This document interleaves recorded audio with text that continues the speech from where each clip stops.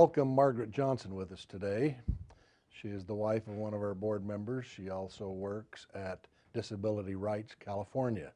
Welcome and thank you for coming. Thank you. How are you? I'm good. Good. Were you born and raised in California? No, I was born in Ohio and lived there till I was about 18.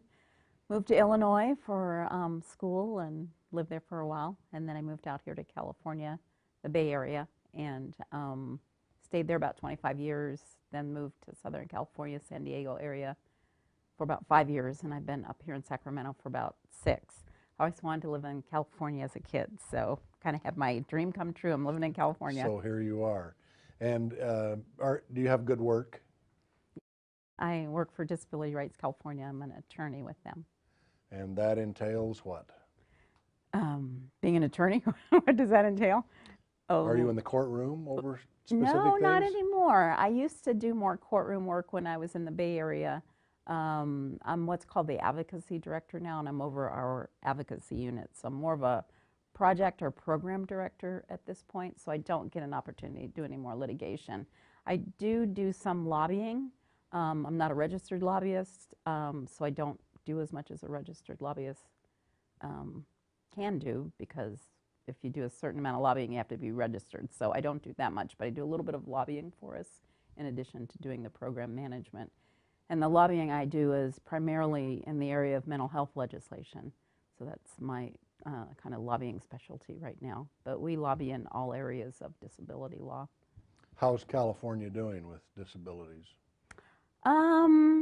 Well, pretty good. I mean, it's one of the reasons it attracted me, in addition to ever since I was a kid wanting to live here, is that this is the home of the independent living movement. So particularly the Berkeley area and San Francisco area had a lot of innovations and improvements to make the city and the area more accessible to people with disabilities. So that attracted me there.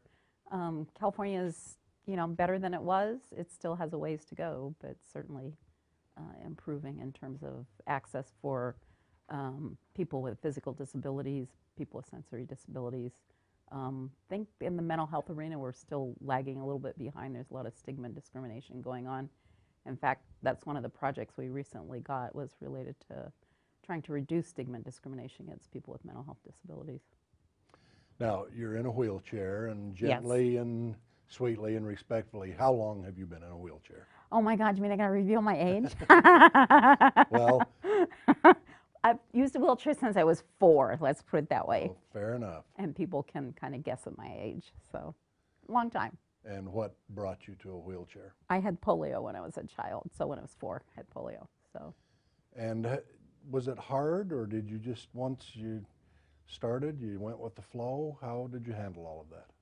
Well, being 4, I don't remember a lot about having polio. And the way that they did rehabilitation around polio was really to encourage people to do as much as they could and to really strengthen muscles that remained, and a lot of that kind of, I call it hardcore rehab, where you're really taught that anything that you want to achieve, you're capable of achieving. So that was instilled in me in an early age, obviously, since I had polio when I was 4. By your parents? Well, and the whole medical profession, rehab, rehab units, everything that went into trying to get a person to be more motivated. It's a common factor with most people who had polio in this country. It's just how we were rehabilitated and the way that we were trained and taught to look at our disabilities. So yeah, it's pretty common. If you interviewed other people who had had polio, you would hear a similar kind of experience. Most of us are overachievers, so. Is polio catching? No. Extinct? Well, not totally. I don't know if you ever follow any of that, but worldwide, I think it's still prevalent in some countries in Asia, and I'm not sure about Africa. I'd have to look at the stats. I just looked at that. I belong to a post-polio organization in the Bay Area, and they send out newsletters, and periodically they kind of give an update on whether it's been eradicated worldwide. The last case in this country was in the 60s. Oh. Do you have brothers and sisters? One sister. And where is she? She's in St. Louis. And have you share a relationship and Yeah, email absolutely. and all that good stuff Absolutely. these days? My sister and I are very close. She's a nurse. She's actually an oncology nurse. So Are she your does parents that. still living? My dad died back in the 80s. My mom is still alive, and she lives on the farm that I grew up on in Ohio still. Wow. Yeah. Strong, independent women, sounds like. Yeah, really. That's great. Now, we know your husband well. How did you guys come to be? Oh my goodness. That is a long and sordid question. We met initially in college in Illinois. We both went to college at Southern Illinois University in Carbondale. So we met back in the early 1970s. So we met then, and 30 years later or something, we happened to have another connection and got hooked up at that And point. there it was. Yeah. Did you know you wanted to be an attorney when you were A kid? 13? No, I thought I was going to be an artist. So I really enjoyed art, drawing, painting, craft work. That was the kind of thing where my heart really was. But I didn't think I could make a living at that. So that was kind of why I moved into social work. And I worked for a while for the Social Security Administration in Chicago and then transferred out here to California. That was part of the move here to California, was to be able to transfer.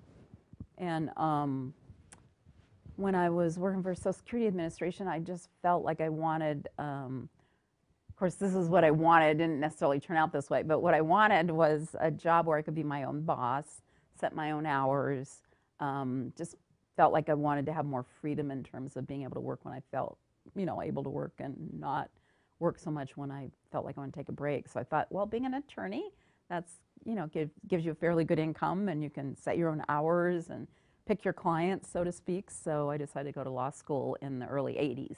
So I went to law school, went to Golden Gate University in San Francisco. And thing was, once I graduated past the bar, I ended up, my first job was with Disability Rights Education and Defense Fund at Berkeley. And then I applied for a job with where I work now, which was then called Protection and Advocacy Incorporated, and they were in Oakland.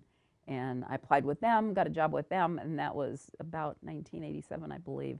And I've just stayed with them ever since, and it is a regular job. So even though I thought I was getting into law to be self-employed, it didn't work out that way.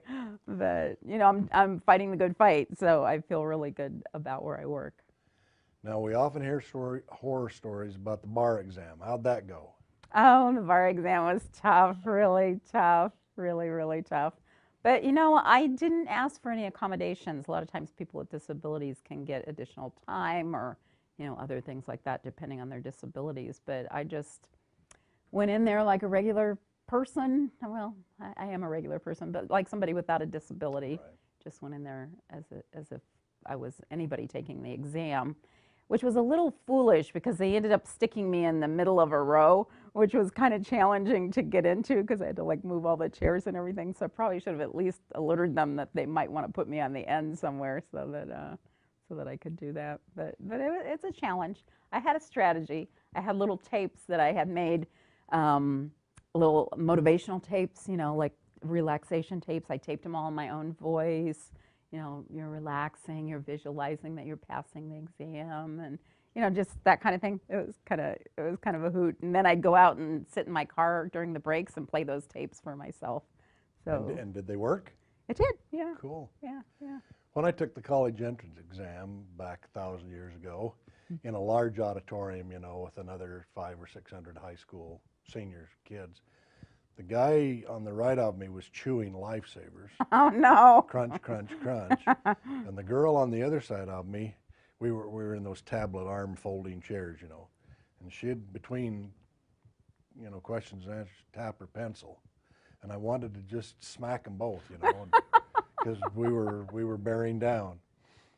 But passed with flying colors, and away we went and got into college where I wanted. And I look back on that now and think that was kind of funny, but they about had me both ready to scream at the time. I know, and we all kind of get prepped for that because we take bar exam prep courses, and we hear from other people who take it. And so I had earplugs So to compensate for those kinds of issues. And the other thing, just to let you know, is we at one point thought we were going to move to New Mexico, so I took the New Mexico bar exam also, and I'm licensed in New Mexico as well as Good for California. you. Yeah, so I've actually got 2 bar exams under my belt. The second one I didn't take till, I think, around 2000, I want to say like 2004, 5, something like that. So I'd already been a lawyer for like 20 years in California and trying to study for a bar exam in another state where they actually test on Indian law, which is not, most states don't test on Indian law. So I had to totally brush up on a whole new area of law. Plus, water rights are really big in New Mexico, even more so than in California, that's a pretty big deal here too. So they tested pretty heavily on that. So I'm like, whoa, got to learn a whole new area of law here in order to take this bar exam. Quite a lot of years ago, when I was a young man, we lived in a farming community, and there was a 3-man water board, and I got elected to that. And in the course of that, 2 men who felt like they were stealing water from each other, because their turns would come, at 11 o'clock at night or whatever. And if you turned 3 minutes too early or whatever, it felt like they were. Anyway, one guy whacked the other guy at the back of a shovel. Oh no. And knocked him unconscious, opened a little bit of a wound, enough to, go to the hospital and things. And then they brought all of that forward to the water board to resolve it. And at the time I thought, grow up, you guys, grow up. And, your water turn isn't till 11 o'clock. Don't turn it till 11. Don't turn it at 10:57. The law, turn it at 11 o'clock. And that went on and on and on for weeks and weeks over 3 minutes worth of water rights, but that was a big deal. Yeah, water rights are a big deal. They are. What do you do for just relaxation, kick back, and forget about work and do something fun you want to do? Well, we do a number of things. We enjoy biking, believe it or not. We have a tandem bike. I don't actually pedal, so when you see us riding around, it looks kind of funny, but it's a tandem recumbent bike. Oh, how nice. Of all things. So I'm kind of lounged back, hanging onto the thing, and poor Monty's there pedaling away, pulling us both around. But we usually go on kind of more flat surfaces, like we enjoy the, what's that trail called that goes along the American River? You pick it up in Discovery Park, so that one. And then we live in the pocket area, so at Garcia Bend Park, there's a trail there that you can get on also and go along on the bike. And that is relaxing. You talked earlier about cooking. Yes, I love to cook. What? Well, I had another husband before this husband, as you can probably suspect, since I didn't get married to him till later. But that husband was a Zen Buddhist, and he was vegetarian. So I was married to him about 22 years or so. So during that period of time, I got quite skilled at being a vegetarian cook. And in addition, my cholesterol tested a little high at one point. So I cut out even milk and eggs and cheese. So I became what you might call a vegan cook. So I pride myself on being a very good vegetarian, vegan chef. So Are you in good health? Yes, absolutely. Good. Yes, probably better than most people. I rarely get sick. Maybe I get a cold once a year, maybe not. Just kind of depends. So, yeah. In fact, we were just talking, Monty and I, that he's taken more advantage of our health plan than I have. I mean, I go in for my mammograms and that sort of stuff, but he's the one that's been getting under the knife more than me. If you could go back to childhood and your mother had cooked something for you, a meal of some sort, what would that be? Oh, I love spaghetti. That was always my favorite. She made really good spaghetti and meatballs. Now, Monty is a member of our board and a man we really enjoy and all of those other sorts of things. Do you practice a religion? Do he and I? Uh-huh. Well, he's involved with the Unification Church. Right. And then we also practice a little Buddhism too. So we're involved with it's called the One House of Peace. They're an organization that started here in Sacramento. The founder has since moved to Portland, but she continues to maintain a presence here in Sacramento. And we have a small sitting group. I think there's 9 of us now, maybe. And we take turns guiding our meditation group. And people can come and join the group if they want to sit. It's like an open thing for anybody. and we're doing that currently at the Simple Human Yoga Studios. So that's one thing we do, and then we do the Unification Church services. I've never talked to anyone who studies and follows Buddha who wasn't enlightened by the world and the universe and the peace and the decency and honor and all of those other sorts of things. Do you find that to be true?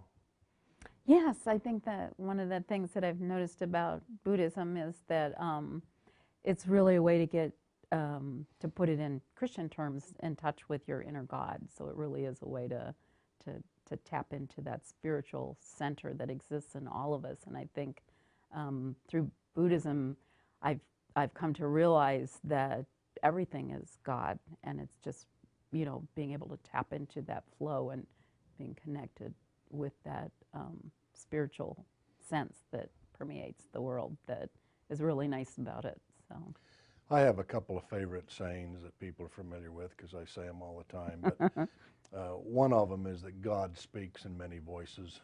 Mm-hmm. There's a lot of different ways that God speaks to us, and I find that satisfying and truthful. Mm-hmm. That rings truth. The other one we talk about a lot is that we all live in the same house. We just came through different doors. Mm-hmm. Mm-hmm. And that one also really rings true. Mm-hmm. Were you raised in a religious home?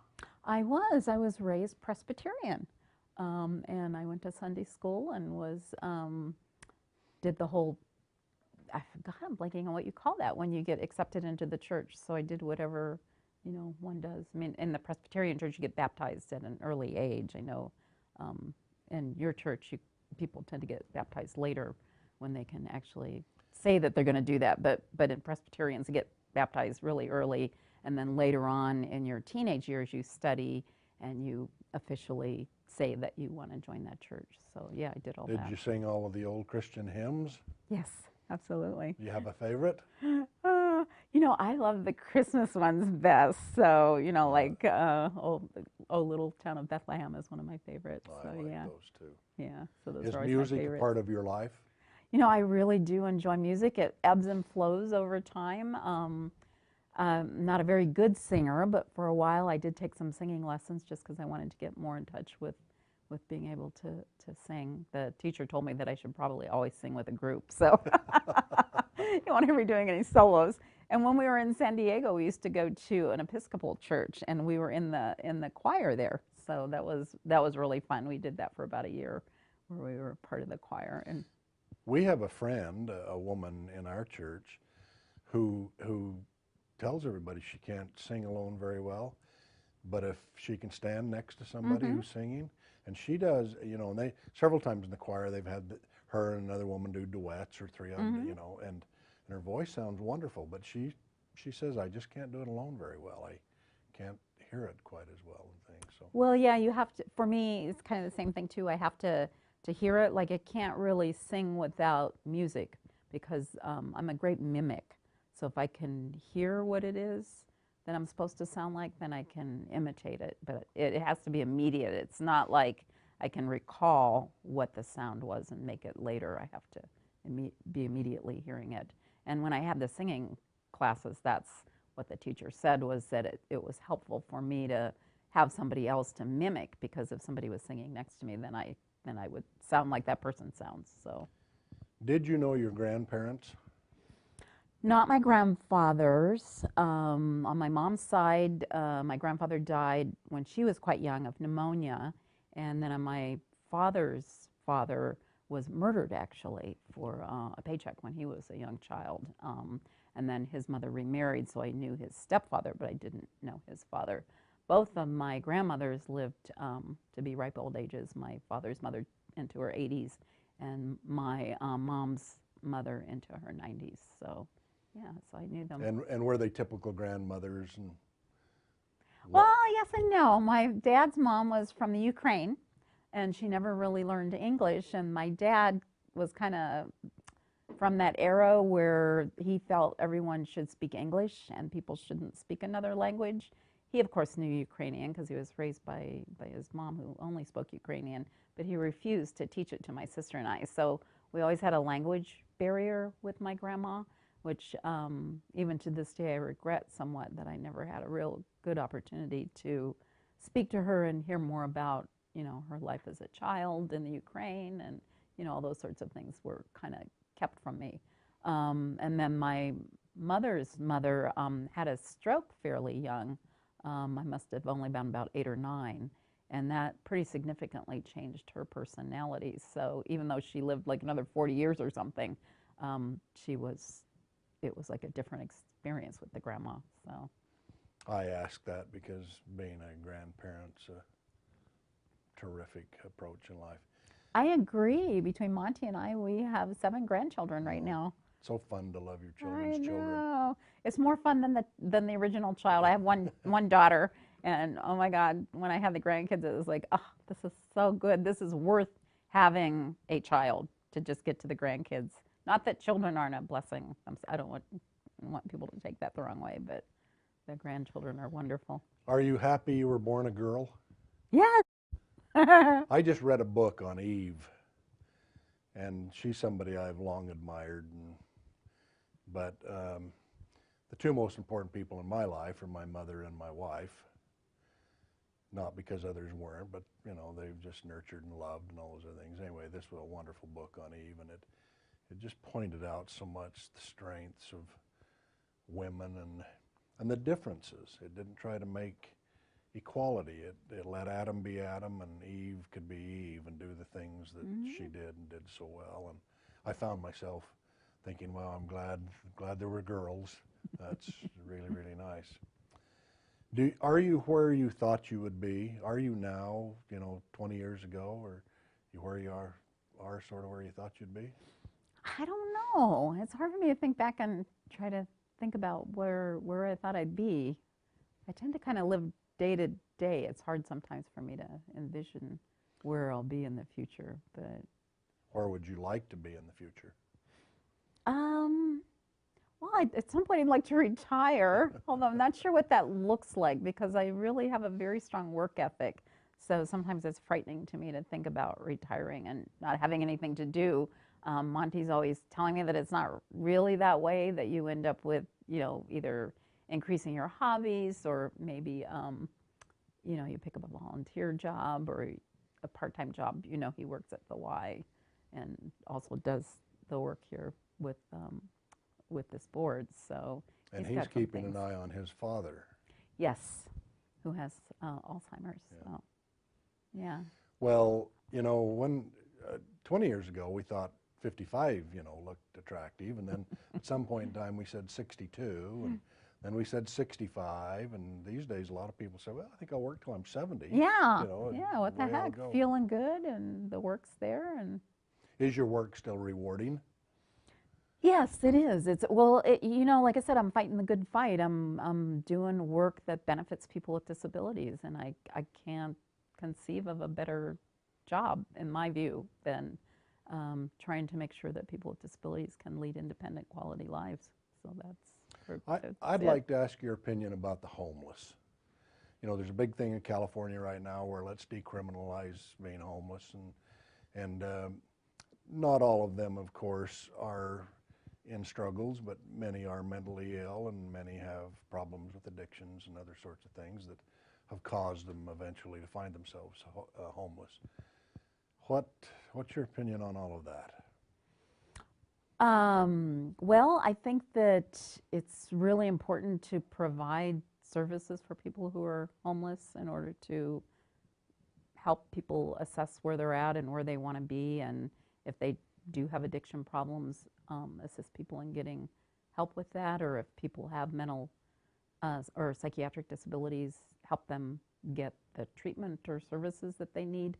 The organization I work for, I think it was, I just looked at it recently, maybe 5 years ago or so, we brought a lawsuit, I believe it was in the Los Angeles area, where they were trying to close some programs for people who are homeless that help people who were homeless and had mental health disabilities, and those programs provided housing and other kinds of services. So I think, my position is really ensuring that some of those kind of programs continue and are actually increased so that people can access what's needed in order to get back into homes and and get either jobs or, into programs that would help them. Way to go. Keep it up.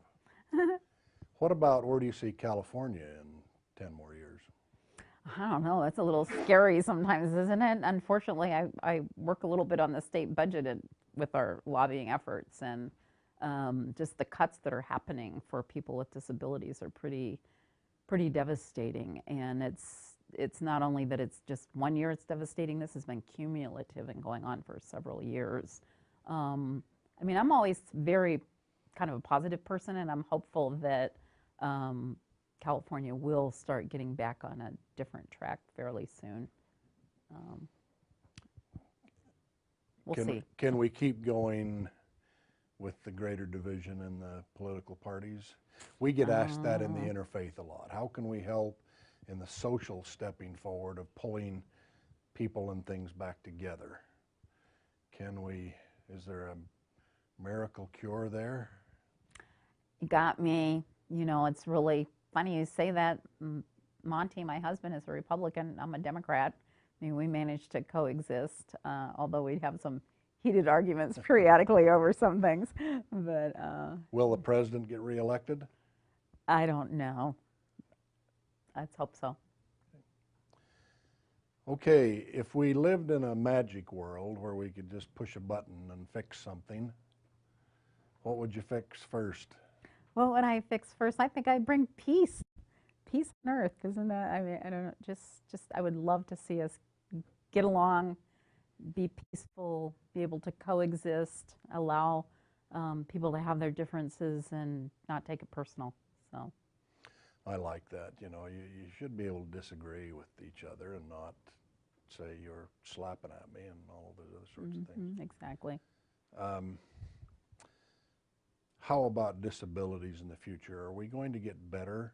Or have we plateaued? Will we sort of stay where we are in helping people who have disabilities? What will happen there? Oh, definitely things are going to continue to improve, because as we, this is like a lengthy thing.